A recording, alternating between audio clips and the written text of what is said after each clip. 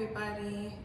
So all this time that I've been doing these lives, I've been saying that I'd like to speak about something that's near and dear to my heart, about a group of people who are near and dear to my heart, and those are our senior citizens, our elders, our matriarchs, our patriarchs, the ones who have lived longer than us and who are depending on us right now to take good care of them. My experiences, I'm a registered nurse, I think most people know that, and also too, I'm a certified dementia practitioner, and that just means that I took a little extra training to understand individuals who have dementia and what really goes on with them, as far as their dementia dementia and how it goes, what kind of treatments are available for them. Is it reversible? Is it something that may progress into something more difficult to deal with or treat, such as Alzheimer's? My experiences as a nurse primarily are long-term care, so nursing facilities, nursing homes, assisted livings. I've done some medical surgical nursing and a little ER nursing, and hospice nursing is my thing. So over the years, I've been in countless facilities. I can't even say how many facilities I've been in. I've been all over, and I've formed an opinion about a lot of these facilities based on my experiences with my residents that I would go in to see. Either I was case managing them or I was coming in for symptom management. So if they had some acute issues like pain, anxiety, insomnia, things like that that needed to be taken care of right away, I could go in and provide them with symptom management to get them comfortable. So, I mean, I said all that to say this. I've been in nursing facilities all my life, not just from my nursing career, but dealing with my mom and going to her jobs that she's held over the years. When I was a kid, I'd go with her to work on midnight shifts. That was her shift of choice when I was younger, and I'd go with her and hang out with her on that shift. And I knew at a young age that something needed to be done, something is not right. I'd ask my mom, like, where's your help? Why don't you have someone here to help you? And she always worked the memory care unit of any facility that she worked in. And those memory care units are those patients who are suffering from Alzheimer's, dementia. They're like big sized toddlers pretty much, in the way that they act and the way that they carry themselves. And it's not their fault, it's their disease changing them and making them be that way. And I just remember my mom, and I'd ask her where's her help, and she'd just laugh like, it's always just me. And she'd work that unit by herself for that whole shift and would be doing all kinds of stuff to, you know, look after everyone, change everybody, do their laundry. I mean, it was too much. But as I got into nursing and started working in these facilities, I got firsthand experience and know that there needs to be change as far as the patient to caregiver ratio goes. Right now, it is ridiculous the amount of patients or residents that one caregiver is supposed to be taking care of. I wanted to tell you guys like how things go as far as a day in the life of a resident and what complications or things that I've seen that I've not liked and have not appreciated when it came down to my patients. So I worked all 3 shifts. I've worked midnights, I've worked days, I've worked afternoons, and I hated on midnights when it was just myself and an aide taking care of 32 residents in a memory care building, and I was the only nurse in the building. And at that time, I'd asked my supervisor, I was pretty new to nursing and kind of green and novice and not really knowing exactly what was the right thing or what should be done. And I'm like, what if somebody colds means, meaning that they become a cold blue and need to be resuscitated? Usually I knew that you would want to have more than just myself coding a patient. If you've ever performed CPR, you know that you need to change out the hands that are doing it, because CPR can be very exhausting, and the person performing CPR will most likely need some CPR by the time they get done trying to resuscitate someone. And I was told that I would have to call the nurse in the other building to come and assist me, and I felt like that was just not right. That would take precious time away from the person who has coded and needed to be resuscitated right away. So that right there was a huge red flag. I would hate to have to wake people up early in the morning. So they have what they call get-ups in these larger facilities and nursing homes and assisted livings. And the managers or whoever it is decides what rooms, managers, supervisors, whoever, they decide what rooms should be get-ups on the midnight shift. And I remember getting people up at 4:30, 5 o'clock in the morning, to have them sit up in their wheelchairs like this, chin to chest, because they were exhausted. They wanted to sleep, but they didn't have a choice because management says that room 301 is a get-up on midnights and they need to be gotten up early. Well, why do we need to wake them up so early? Because the day shift, when they came in, did not have adequate staffing to get all these residents up in time for breakfast. So that would bother me a lot. I would feel bad because I'm like, these people have worked all their lives anyway. And if they want to sleep in, why should I have to get them up at 4:30, 5 o'clock in the morning to have them chin to chest in their wheelchairs, have them leaning over in their wheelchairs because they're so exhausted and don't have permission from management or supervisors to lay in their bed that they pay thousands of dollars a month for. So that was one issue that I didn't like. I didn't like when I would work the day shift and it was time to feed our residents their breakfast or their lunch, how fast things had to go. So you have residents who are feeders. They're known as feeders if you have to sit and feed them, or one-to-ones, meaning that one person sits and feeds that person. Well, we all know that these facilities are shorthand.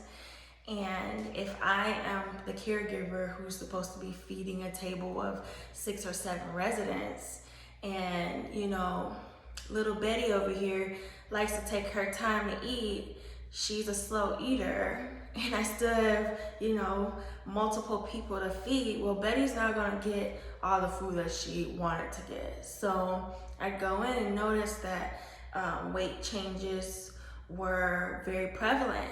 And it's not because the resident doesn't necessarily want to eat, it's because the resident isn't given adequate time to eat. And it's not the fault of the staff member. I understand fully what they're trying to do. They're trying to give everybody something, a spoon of this, a spoon of that, a fork of this, a fork of that, to say that they fed their resident. But I know from experience, going in doing hospice nursing and actually having time to sit, well, we don't have time either, but more time than these facilities to sit with these residents and feed them their meals. Sometimes it can take an hour for one person to complete something that would take a younger person, a healthier person, maybe 10, 15 minutes to eat, our seniors will take their time and eat their meal, but they'll eat it if they're given adequate time to do it.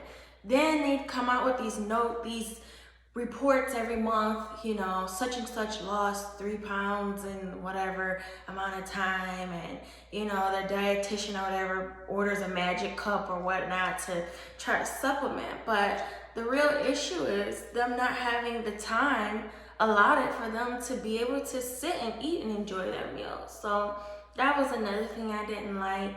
I don't like residents sitting up all day in their wheelchairs if they were wheelchair accessible or able to get up in their wheelchairs.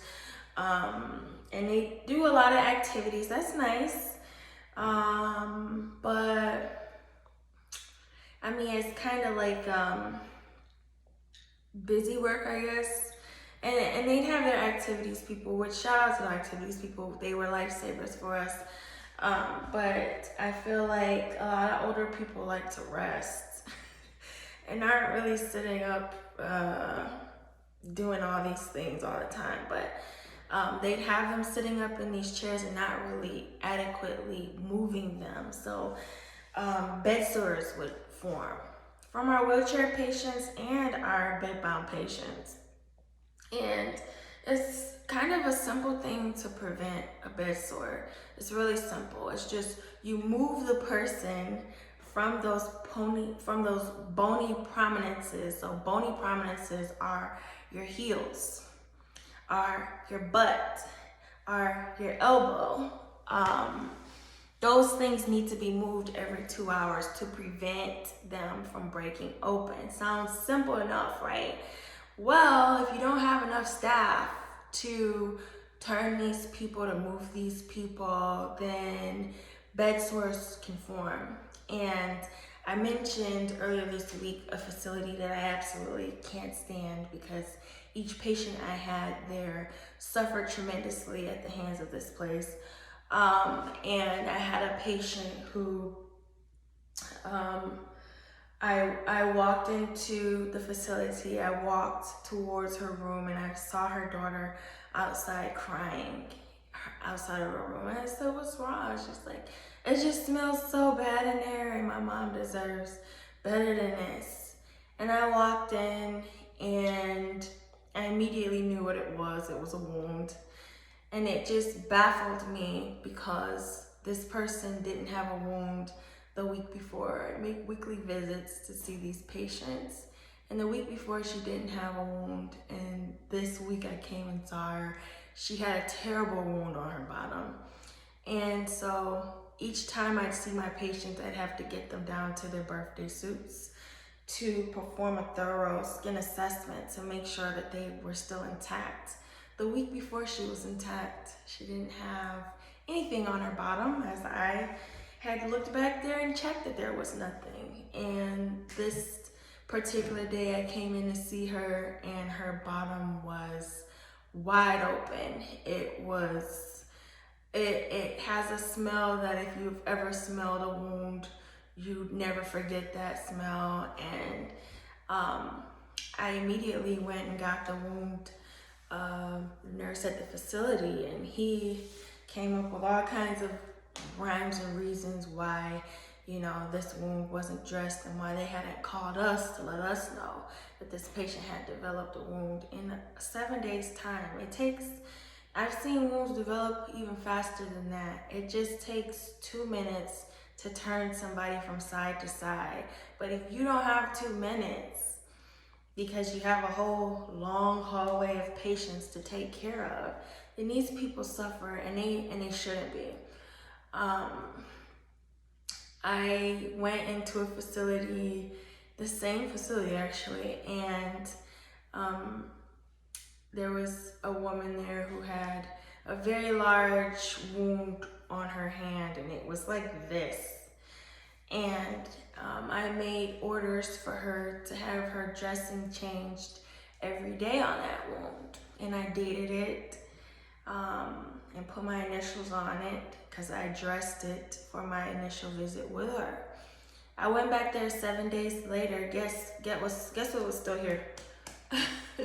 the wound that I had put on 7 days before. And I spoke with the supervisor, and she says, oh, we change those dressings every other day. I said, well, even if you do change them every other day, you're still behind because it's 7 days later.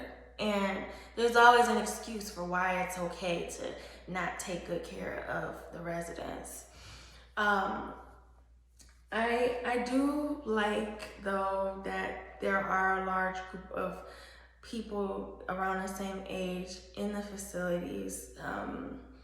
I feel like camaraderie or just being able to mingle with people who are closer to them in age is a good thing about these facilities. I've seen a lot. I went into a particular assisted living, and it's very popular. There's probably one in every city around here. And I had a resident whose hand was contracted. And contraction is usually something that we see kind of goes with Alzheimer's disease. Eventually, your hands can freeze up, your legs can cross over and stay stuck that way. They're not able to open them anymore. The hands just freeze in place, and they just can't, you can't even pry them open. They just stay this way. So I had a resident who had contracted hands, and I went and saw him around mealtime. And I went in, and he was just bawling his eyes out. And I'm like, what's the matter? His lunch tray was in front of him. They hadn't even opened up the packaging for him to attempt to try to feed himself. And he's like, they just came and threw down my food and didn't help me. So I wrote orders for them to feed him or help him, assist him at each mealtime. They proceeded to tell me that they would not do that because it's assisted living, meaning you're supposed to be able to assist yourself. I call bullshit on that. That made me so upset that I would go to see him around meal times so at least I could feed him one meal for that day. And these places, they have their outside people coming in, this and that agency who are supposed to be trained and taking care of seniors, and I just can't tell the difference. I was at a facility recently seeing a patient who had fallen the day before, and I was with her for 4 hours from 2 p.m. to 6 p.m. I was with this woman in her room, and not one time did anybody who worked at that place stick their head in to see if she was all right. And it wasn't because I was there. They didn't even know I was there. It's because they don't have time to check on people when they have a large amount of people to check on.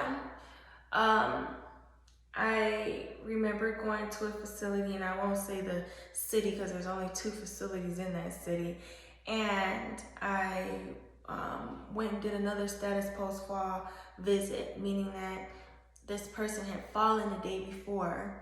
She had fallen, she went to the hospital and was sent back. And when I say she looked like she had just got done fighting a heavyweight match, her eyes were swollen like this. They were purple and red, and her face was swollen. And I'm like, wow.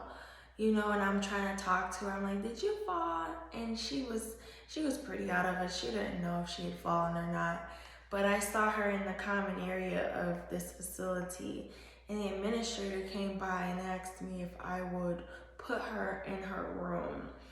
And she's like, I've got a tour coming through here, and I'd like her to go back to her room. And I realized why. You know, they only wanted to show the family that was maybe gonna put their loved one there the good things. You know, you don't want to see some old lady, black and blue, swollen eyes, sitting up, you know, looking real bad, and have families who are supposed to be dropping their loved ones off in these places see something like that. Because more than likely they'll be like, I don't think we should put our loved one up in there and they have people looking like that. So it's just, I've seen so much over the years as far as neglect and subpar care goes that I just don't agree with a lot of the practices. I feel like there needs to be better regulations when it comes down to these facilities. The patient to caregiver ratios, for one, needs to be better regulated. One person can't take care of 15, 20 people. You just can't do it. Somebody's gonna get the short end of the stick, and more than likely it's gonna be your less acute patient who seems to be, they're pretty stable, steady Eddie, they don't have a lot going on, they just need some assistance. Well, their loved ones or whoever is cutting the check is still expecting you to perform above and beyond for their loved one, because that's what they promised. Like, I would do a lot of laughing to myself when I see the workers, the activities workers or the marketing people giving these tours of these facilities, and I'd listen to them telling these families about all this great stuff they were gonna get to their loved ones when they move them in there, and I just laugh to myself, like, are you serious? You cannot make promises like that to people that you know you can't keep. You shouldn't do it. First of all, the staffing is not there to provide all these wonderful things that you're telling people. And that's why we're so passionate, my husband and I, about our business and just providing education to people. People have no idea like what it's like to be in these places. I was at a facility and I went and saw my patient in the evening, and I marked her diaper so that I could see when I come back in the morning if it would have been changed. I was there around 8 o'clock in the evening, and I went back there around 10 o'clock that morning. And when I went, my mark was still on the diaper. She had not been changed. She was soaked from head to toe, and her skin was breaking open. It was just, and I went to the nurse who had taken report for the patient for the day, and I said, she's not been changed in 14 hours at least. Oh, last night they were short-staffed. Somebody called in. Why is that an excuse? She still needs to be changed. You know, I have been banned from facilities, one in particular in Clinton Township, where the DON, the director of nursing, did not like when I asked her, was her staff going to check and change my resident every 2 hours? And she called my supervisor and told her I was not welcome in her building anymore. Well, that's what your care plan says, that you're supposed to check and change this patient, meaning that you're supposed to check the patient to make sure they're not wet or soiled and change them if they need to be changed. She didn't like that. But I don't have a problem with calling out people. I've said it in front of the faces of these people who run these places, that I don't think that they do a good job taking care of a lot of the residents. I just don't, based on, and I have a whole host of stories I could tell you guys about things that I've seen over the years and the levels of neglect that I've had to witness and fight for my patients and tell the staff that you're not right, you're not adequately trained. Tell the management you're not training your staff correctly. You don't have enough staff here. I've had to sit through many care conferences with family members in different disciplines, and I mean, I can think of one now where the family member was literally in tears that her father was receiving such subpar care from a facility in Warren, and the assistant director of nursing said, I'm gonna be honest, I don't have the staffing. I don't have the staffing to do what you want me to do. And what was happening was this individual was very confused, falling all the time, and family was just like, they're cutting a check for $7,000 every month. Why are why is their loved one not receiving better care? And I've sat through many care conferences, and they went just like that, where people are talking about the lack of care that their loved ones are receiving. So my business with my husband, we own Best Choice Senior Placement Referral Services and Consulting. I learned about small group homes one day back in 2015. I was on orientation for my first hospice job, Heart to Heart. I was with a nurse by the name of Lori. Hi, Lori, if you see this. And she's like, we're gonna go to this group home and visit some patients. And I'm like, okay, I don't know what group home is, but I'm gonna go because that's a part of my orientation. And I walked in this place, and it was like the clouds parted. The sun was shining again.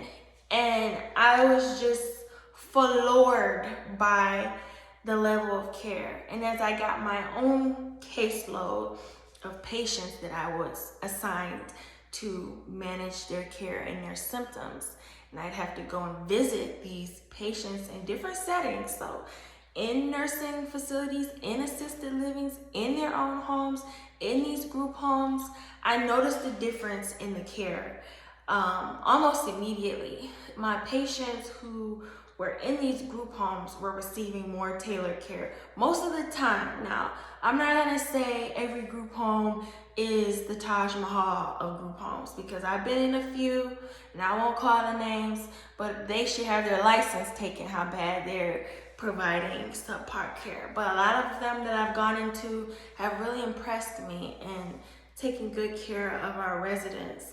And so much so that the resident graduates from the hospice program. So hospice means that a doctor has deemed that the patient is terminal or has 6 months or less to live.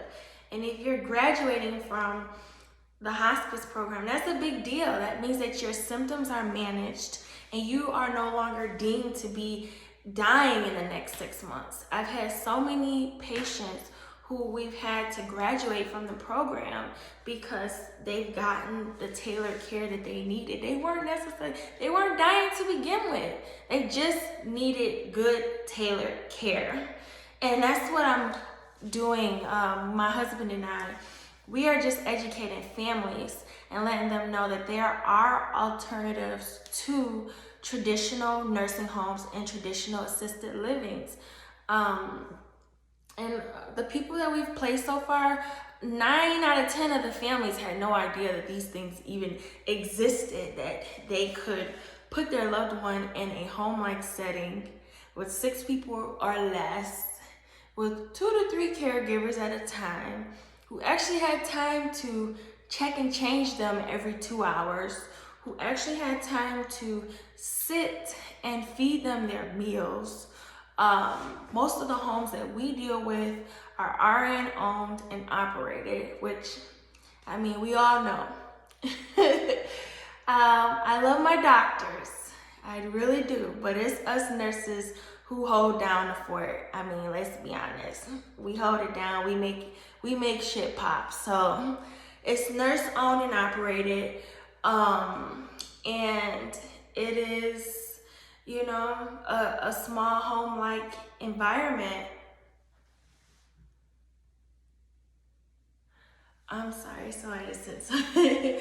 A small home-like environment, and a lot of times the patients last a long time and thrive there, and don't have all these issues with their skin and this and that, because they're getting tailored care that they were supposed to be getting at these places that were promising them all this tailored care.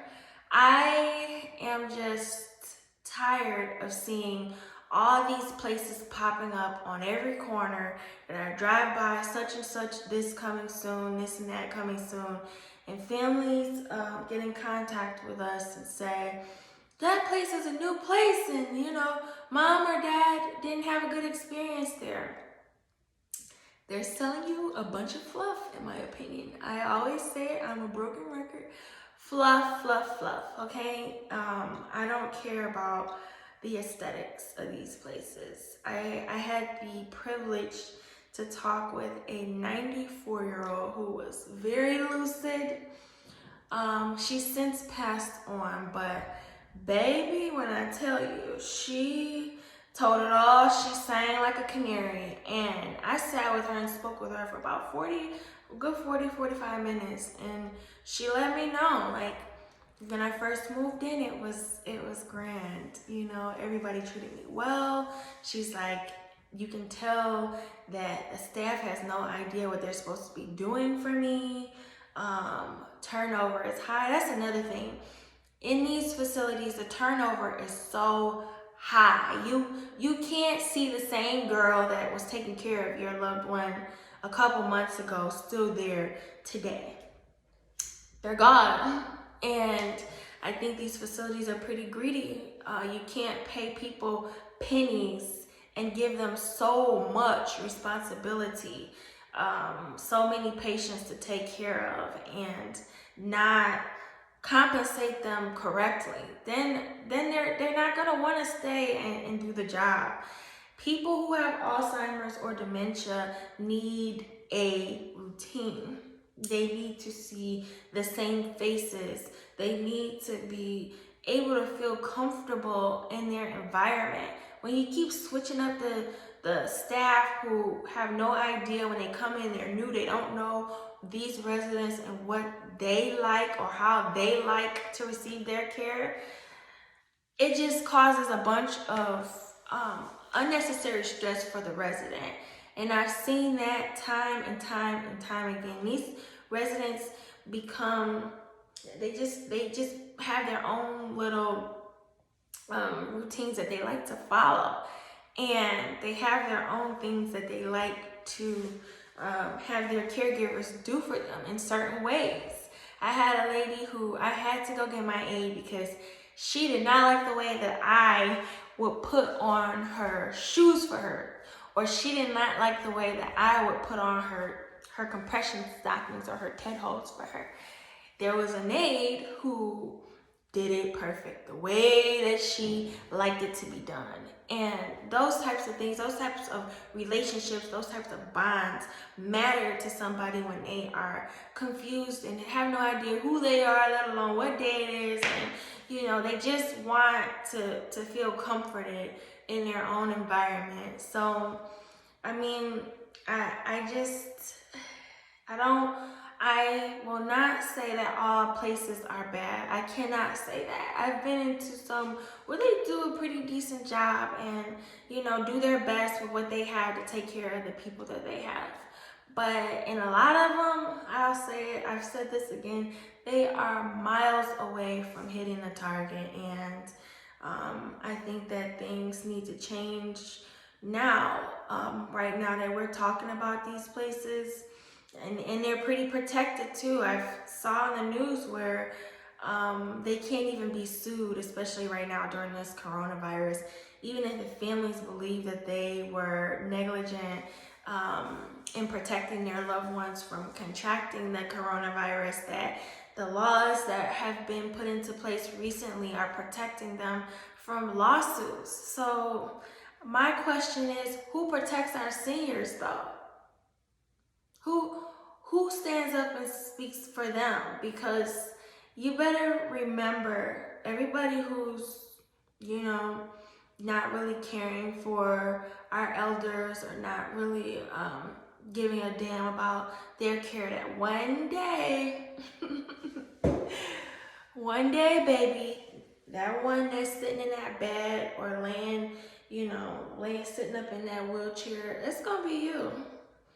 I guarantee you're gonna want somebody to take good care of you. So we have to start making better practices right now. We have to start making changes for the better right now for our residents, for our seniors, for our ones who cannot a lot of the time speak for themselves. And even if they can speak for themselves, people automatically just assume that, man, she's senile or he's senile.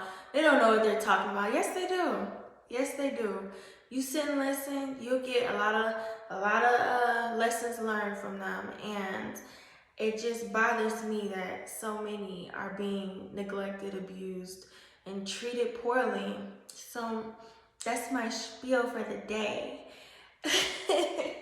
I can talk about this all day long because I feel so strongly about what I've seen, what I've experienced, what I've had to fight with for my patients for, and it's what they are paying for anyway, or somebody's paying for it, for them to get optimal care. They deserve love, respect.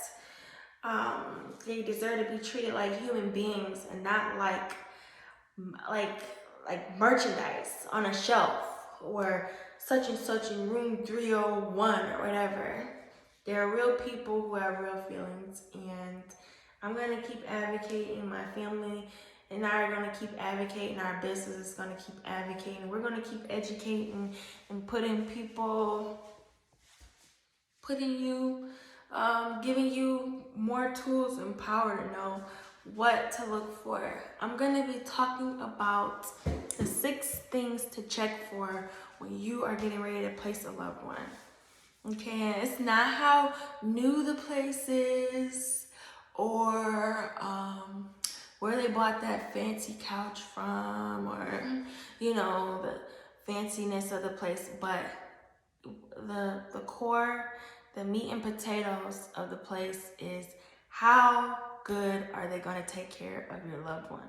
And I have so many stories about families who called me and asked for assistance with placing. Then they tell me about this place. Oh, it's a brand new place on such and such. It's brand new. I want to go there and look. Then I pull up the place, and the place is brand new. Yeah. They've already had somebody die in their care. Do you want to put your loved one there? Obviously, they're not skilled enough, or they have some issues there that are causing them to fall short, come up short.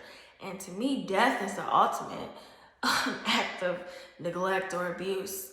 And the state of Michigan will allow facilities who've had people die on their watch to keep their doors open. Is that not scary to you? I have done so much research on these places, and I took it upon myself to read every single report from the state of Michigan. Last year in April, it took me from April till the end of June, when we opened up our business or became an official LLC, to read all these reports for all these facilities in Macomb and Oakland counties. It took me that long. And I was calling my husband every single day like, oh my God, look at what I read. So many things about people who were badly injured. I mean, it was just ridiculous. Badly injured, abused, neglected, and even died. And these places still have their doors open.